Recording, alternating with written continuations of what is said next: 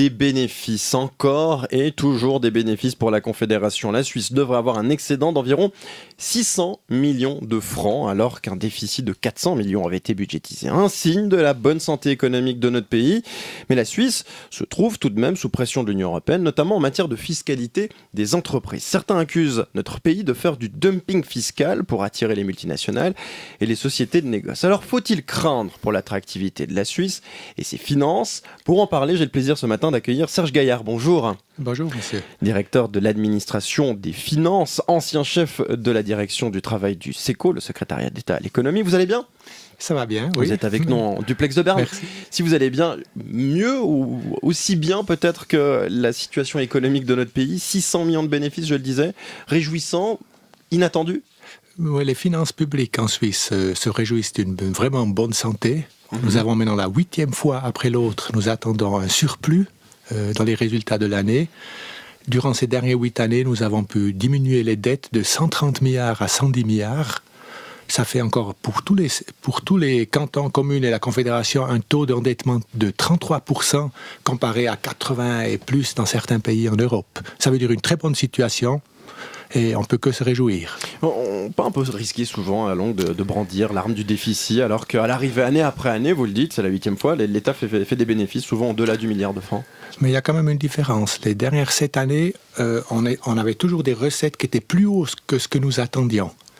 C'est parce que la situation économique était chaque année mieux que ce qu'on attendait. Cette année, pour la 2e fois maintenant, les recettes seront plus bas à ce que nous attendions. Nous aurons 300 millions moins de recettes qu'anticipé. Ça a à faire avec l'affaiblissement économique, quand même aussi chez nous. Si quand même nous aurons un surplus, ça a à faire avec 3 facteurs. D'une chose, nous n'avons pas de renchérissement en Suisse. C'est zéro, nous avons tablé sur 0,5. Ça nous diminue les parts de dépenses que nous devons payer aux assurances sociales. Nous avons des taux d'intérêt très bas. Nous économisons des centaines de millions par année parce que les taux d'intérêt sont exceptionnellement bas et la défense, l'armée dépensent bien moins ce qu'ils avaient prévu. C'est réjouissant. C'est toujours excitant de travailler comme vous le faites aujourd'hui. Vous êtes donc depuis peu de temps à l'administration fédérale des finances. On en parlera peut-être de cette administration d'ici quelques instants, mais vous constatez une évolution de votre métier et vous avez l'impression que les choses changent ou malgré tout, ça reste tranquille? Vous parlez de mon travail ou vous parlez de la situation de la Suisse? Les deux, puisque vous êtes en train de quotidiennement analyser l'économie de Suisse. Les deux, j'étais avant responsable pour le marché du travail, maintenant pour les finances publiques. Les deux sont dépendants du développement économique et de cela aussi de la politique économique que nous menons en Suisse. Et elle est bonne. Et je pense que nous avons mené une bonne politique économique durant les dernières 7, 8, même 10 années. Malgré toutes les critiques qu'on arrive à lire souvent dans la presse, à entendre ça et là, des remises en question, des actions, notamment du Conseil fédéral et de certains ou certaines conseillères fédérales, vous avez l'impression que tout va bien? Pas tout va bien, mais je crois que nous avons 2-3 choses que nous avons fait très bien durant les dernières 10 années. Nous avons introduit la libre circulation des personnes, ce qui a donné un potentiel de croissance à l'économie qui était énorme et qui a stabilisé le développement économique dans toute cette période de crise au niveau mondial. Deuxième chose, nous avons évité que la Suisse soit touchée par la crise financière mondiale en sauvant l'UBS il y a quelques années. Et bon, ça, c'est les deux choses les plus importantes. Qui ne sont pas des moindres, Serge Gaillard. Mais comment vous expliquez-vous cette différence entre le sentiment des Suisses qui remettent en question souvent la libre circulation des personnes et cette réalité économique que vous décrivez et qui finalement amène à la prospérité de notre pays?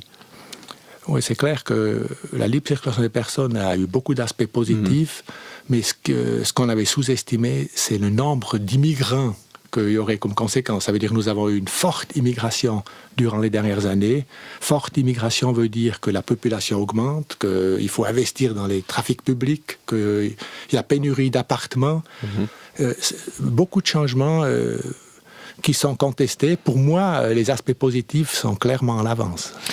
On arrive à se faire plaisir et à dire que finalement tout va bien dans ce pays. Vous disiez le sauvetage notamment de l'UBS était une des bonnes choses. On se souvient, ça avait été une grande affaire. Les banques qui aujourd'hui sont dans une situation de transition avec probablement des pertes fiscales. Vous le constatez déjà, Serge Gaillard? Disons, il y a 2 parties de votre question. La première partie, je ne veux pas dire que tout va bien. Nous avons des grands problèmes. Nous avons toujours le franc qui est fortement surévalué. L'industrie en souffre, le tourisme en souffre, aussi la place financière en souffre. Nous avons la place financière qui lutte, qui a beaucoup de difficultés, disons, je dirais des difficultés du passé, qui doit trouver des possibilités de régulariser toute la situation des clients qui ont de l'argent qui n'a pas été imposé. Ça veut dire que nous devons trouver des solutions avec les pays voisins, avec les États-Unis. Je fais juste une parenthèse, mais puisqu'on parle de cela, la pression européenne qui augmente aussi sur la fiscalité, on accuse notre pays de dumping fiscal, vous êtes d'accord avec cela ? Disons, il y a deux aspects. D'une part, nous avons certaines réglementations qui sont en désaccord avec des normes internationaux. Par exemple, nous taxons certains revenus des entreprises à un taux privilégié comparé avec les revenus qui viennent de la Suisse. Ça, c'est discriminatoire. Mais en tout, disons-nous, il y a d'autres pays qui offrent des régimes de taxation qui sont aussi avantageux que les nôtres. Ce que nous devons faire, nous devons adapter notre système aux normes internationaux. C'est quelque chose qui est faisable, mais nous voulons rester attractifs pour ces entreprises de négoce. Nous voulons rester attractifs pour ces headquarters de multinationales en Suisse. Ce sont des milliers d'emplois qui sont en jeu. Oui. Notamment à Genève. Vous êtes inquiet pour cela ? Ah oui.